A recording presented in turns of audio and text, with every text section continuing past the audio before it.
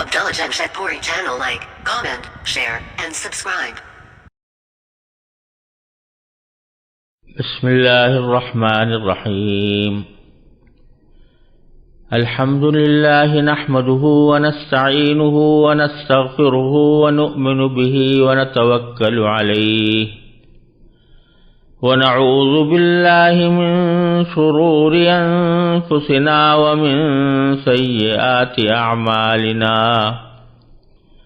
من يهده الله فلا مضل له ومن يضلله فلا هادي له، وأشهد أن لا إله إلا الله وحده لا شريك له، وأشهد أن سيدنا وسندنا ونبينا ومولانا محمدا عبده ورسوله صلى الله تعالى عليه وعلى آله وأصحابه وبارك وسلم تسليما كثيرا.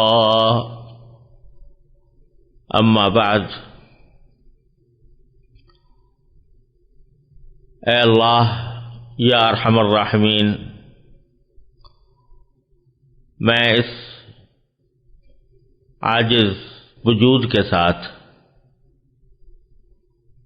آپ کے کلام مجید کا ترجمہ اور اس کی تشریح آپ کے ان بندوں کی خدمت میں پیش کرنا چاہتا ہوں جو آپ کے کلام کو سمجھنے کی خواہش رکھتے ہیں.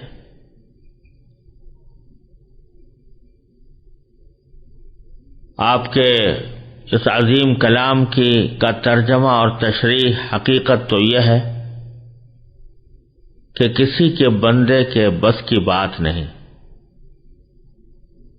جب تک آپ کی توفیق شامل حال نہ ہو،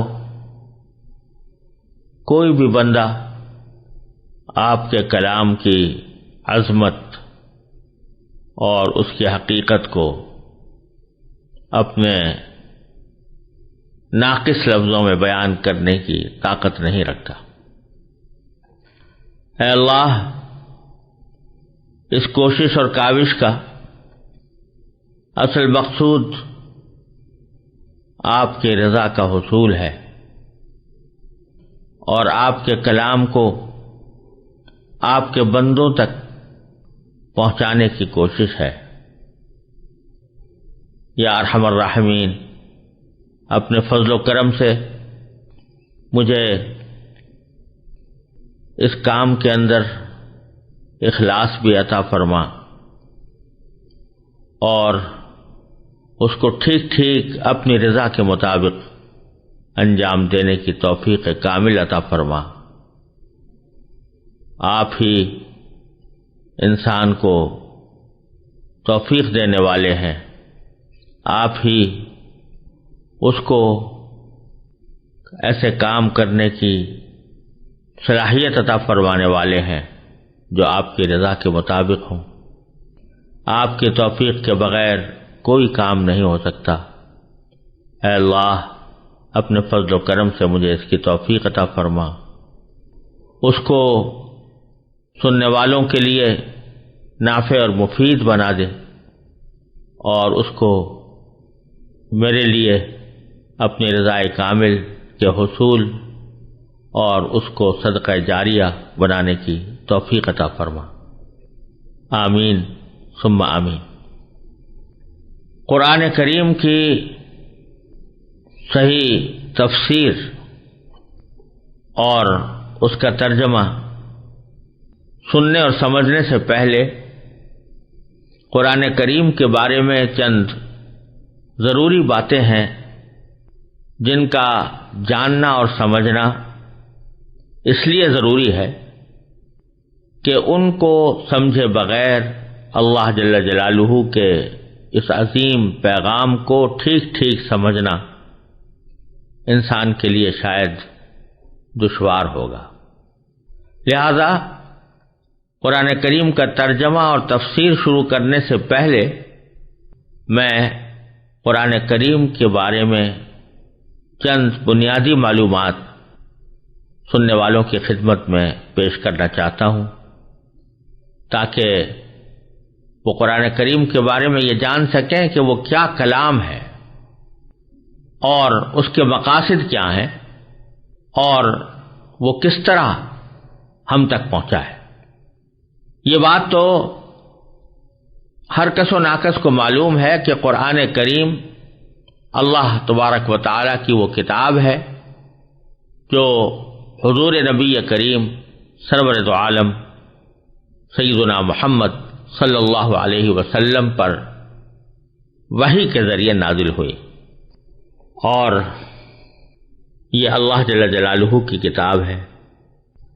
لیکن یہ بات جاننی ضروری ہے کہ وحی کیا چیز ہوتی ہے اور انسان کو وحی کی کیا ضرورت ہے، کیوں انسان وحی کا محتاج ہے، اور اللہ تبارک و تعالی اپنے مختلف بندوں پر وحی کس لیے نازل فرماتے ہیں۔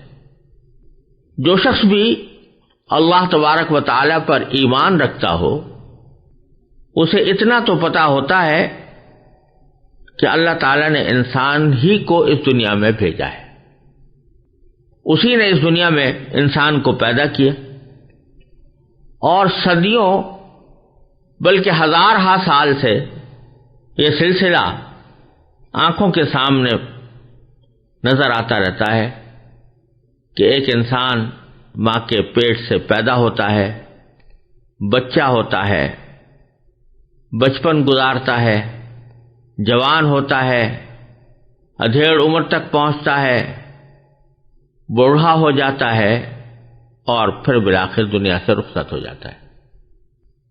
بعض لوگ وہ بھی ہیں جو بڑھاپے سے پہلے ہی دنیا کو خیر باد کہہ دیتے ہیں۔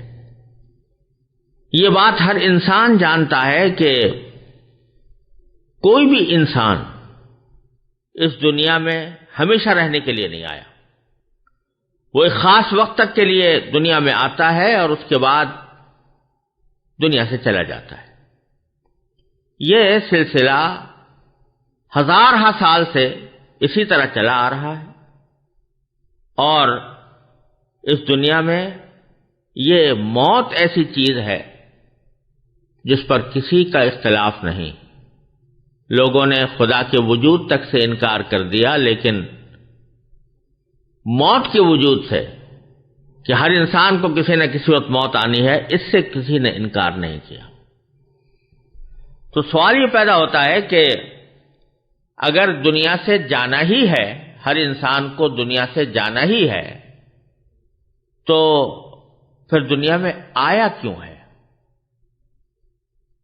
اگر اللہ تبارک و تعالی نے اس دنیا میں بھیجا ہے تو اس کو کیوں بھیجا ہے؟ اس کا مقصد کیا ہے؟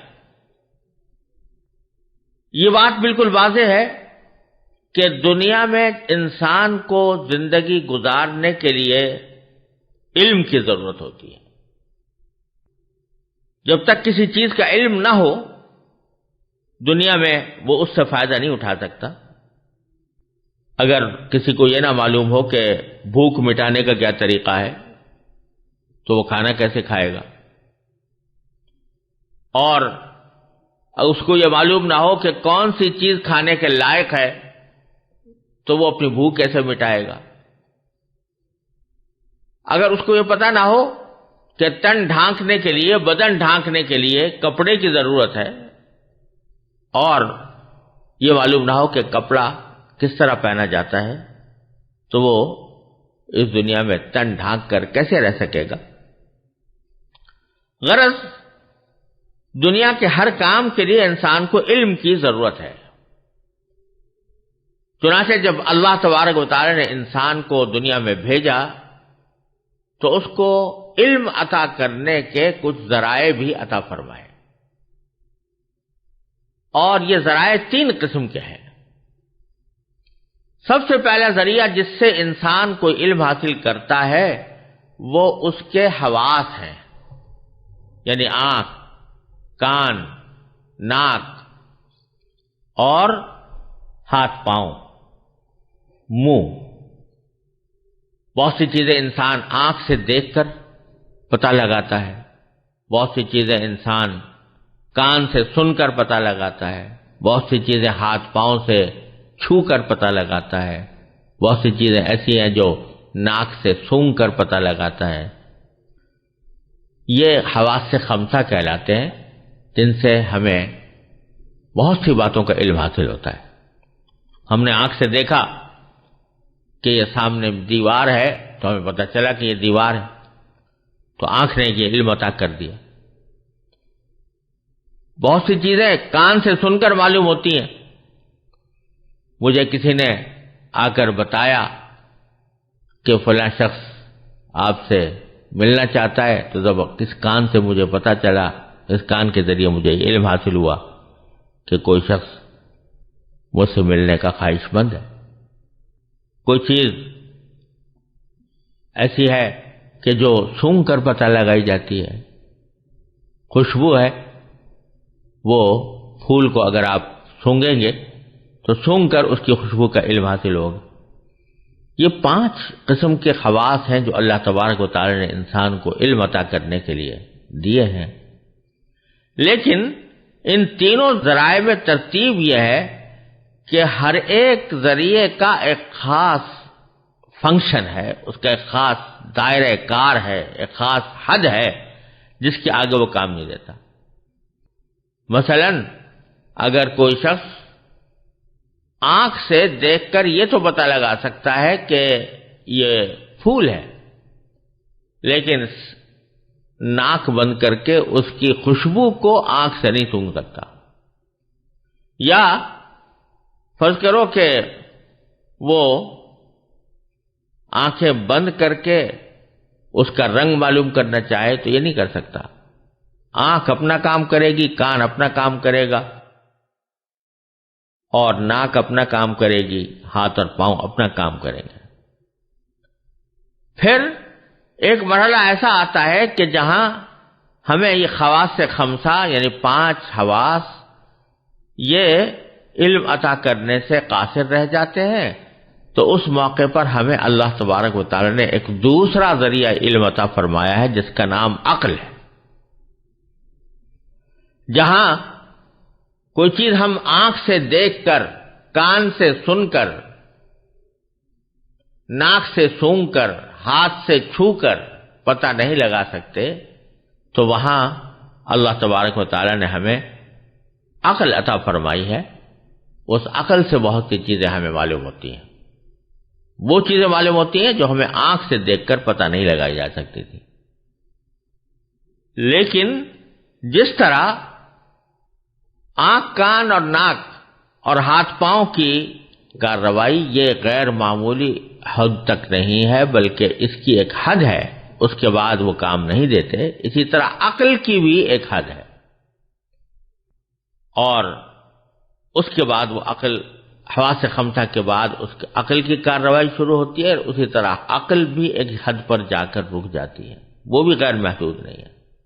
اور بہت سی باتیں ایسی ہیں جن کا علم نہ ہم اپنے آنکھ، کان، ناک سے حاصل کر سکتے ہیں اور نہ عقل کے ذریعے۔ اس کی ایک مثال یہ سمجھیے کہ سامنے میرے اگر ایک دیوار ہے تو آنکھ سے دیکھ کر آپ کو یہ علم ہو جاتا ہے کہ اس کا رنگ سفید ہے، لیکن اگر آپ اپنی آنکھوں کو بند کر کے صرف عقل کی مدد سے اس دیوار کا رنگ معلوم کرنا چاہیں تو یہ ناممکن۔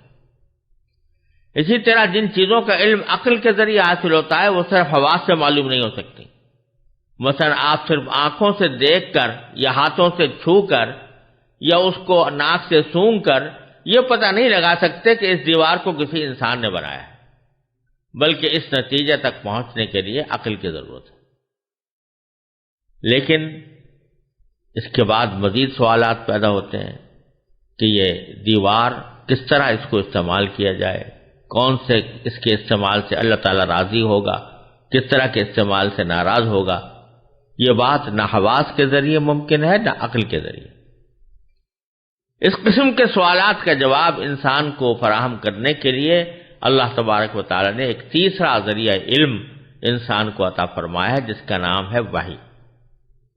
اور اس کا طریقہ یہ ہوتا ہے کہ اللہ تعالیٰ اپنے بندوں میں سے کسی کو منتخب فرما کر اسے پیغمبر بناتے ہیں، یعنی اپنا پیغام دنیا تک پہنچانے کے لیے اس کو مقرر فرماتے ہیں، اس پر اپنا کلام نازل فرماتے ہیں. اسی کلام کو وحی کہا جاتا ہے. ایک اور مثال سے یہ بات شاید زیادہ سادے طریقے پر واضح ہوگی. فرض کیجئے کہ ایک شخص کے ہاتھ میں ایک پستول ہے. اسے آنکھ سے دیکھ کر وہ اس کا سائز اور اس کی صورت معلوم کر سکتا ہے. ہاتھ سے چھو کر یہ معلوم کر سکتا ہے کہ یہ کسی ٹھوس چیز سے بنی ہوئی ہے. اس کا ٹریگر دبا کر وہ یہ جان سکتا ہے کہ اس سے ایک گولی پوری قوت سے نکل کر دور گئی ہے. اس کی آواز سن کر اسے یہ معلوم ہو جاتا ہے کہ اس سے ایک دھماکہ پیدا ہوتا ہے. اس کی نالی کو سونگھ کر وہ یہ پتہ لگا لیتا ہے کہ اس میں سے بارود کی بو آ رہی ہے. یہ ساری اطلاعات اسے اس کے آنکھ، ہاتھ، کان اور ناک نے فراہم کی. لیکن اگر کوئی اس سے پوچھے کہ اسے کس نے بنایا، تو اس کی آنکھ، اس کا کان، اس کی ناک یا اس کا ہاتھ اس سوال کا جواب نہیں دے سکتے. اس موقع پر وہ اپنی عقل سے سوچتا ہے تو عقل اسے یہ بتاتی ہے کہ یہ پستول جس انداز سے بنا ہوا ہے وہ خود بخود وجود میں نہیں آ سکتا. یقیناً کسی کاریگر نے اسے بنایا ہے. وہ کاریگر نہ اس کی آنکھوں سے نظر آ رہا ہے اور نہ اس کے کان اس کی آواز سن رہے ہیں، مگر اس کی عقل کے ذریعے اسے یہ علم حاصل ہو گیا کہ اسے کسی کاریگر انسان نے بنایا ہے. اب ایک اور سوال یہ پیدا ہوتا ہے کہ اس ہتھیار کا کون سا استعمال جائز اور کون سا ناجائز ہے. اس سوال کے جواب میں بھی عقل ایک حد تک تو مدد کر سکتی ہے. مثلا عقل سے سوچا جا سکتا ہے کہ اس ہتھیار کے ذریعے کسی بے گناہ کو قتل کرنا بہت برا کام ہے جس کی اجازت نہیں ہونی چاہیے. لیکن پھر سوال پیدا ہوتا ہے کہ کس کو بے گناہ کہا جائے اور کس کو مجرم، اور کون سا جرم ایسا ہے جس کی سزا میں اس پستول کو استعمال کر کے کسی کو قتل کیا جا سکتا ہے. یہ ایسے سوالات ہیں جن پر اگر میں صرف عقل کی بنیاد پر غور کروں تو عقل مجھے الجھن میں ڈال دے گی.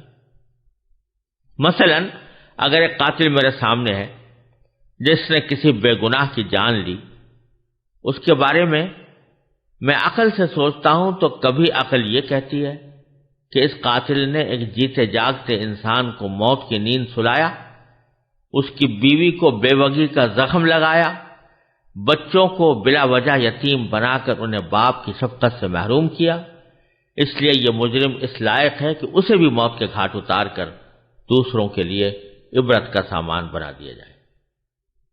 لیکن دوسری طرف وہی عقل ایک دوسری دلیل دیتی ہے.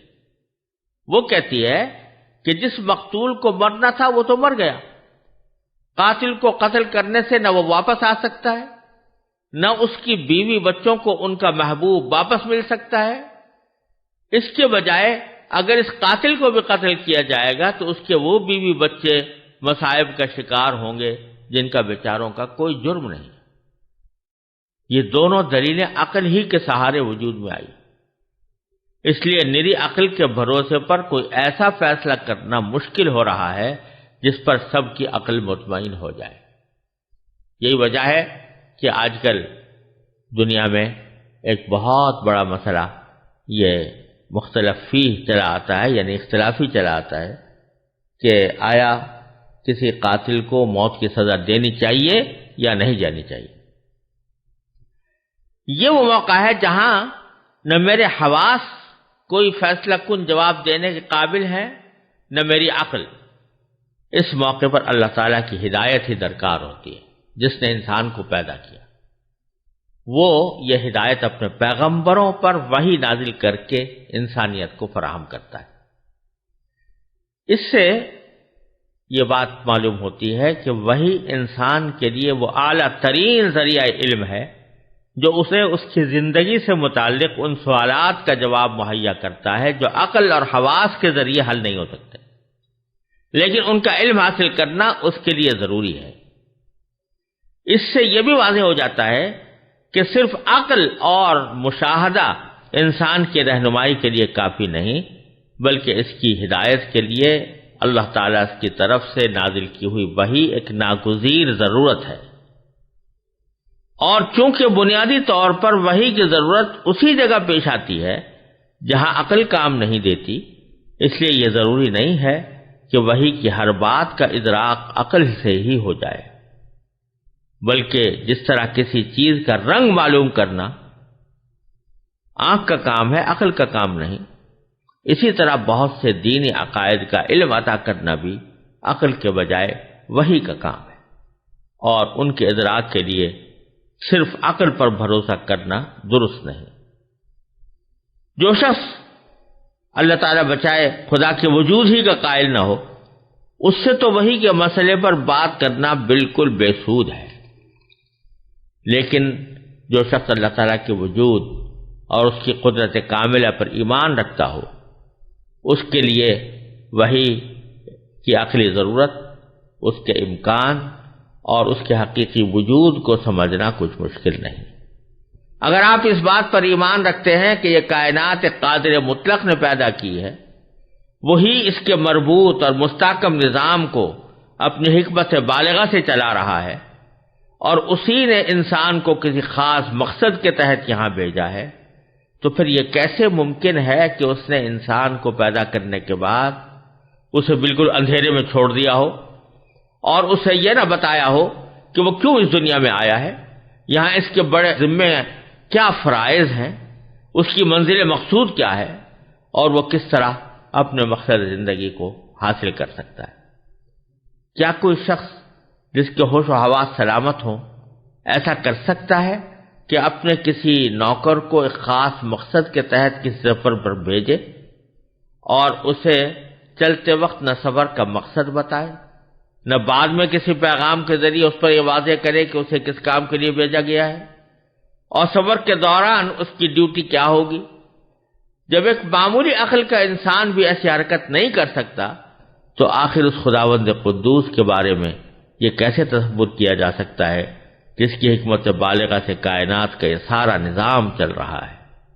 یہ آخر کیسے ممکن ہے کہ جس ذات نے چاند، سورج، آسمان، زمین، ستاروں اور سیاروں کا ایسا محیر العقول نظام پیدا کیا ہے، وہ اپنے بندوں تک پیغام پہنچانے کا کوئی ایسا انتظام بھی نہ کر سکے جس کے ذریعے انسانوں کو ان کے مقصد زندگی سے متعلق ہدایات دی جا سکے؟ اگر اللہ تعالیٰ کی حکمت پر ایمان ہے تو پھر یہ بھی ماننا پڑے گا کہ اس نے اپنے بندوں کو اندھیرے میں نہیں چھوڑا، بلکہ ان کی رہنمائی کے لیے کوئی باقاعدہ نظام ضرور بنایا ہے۔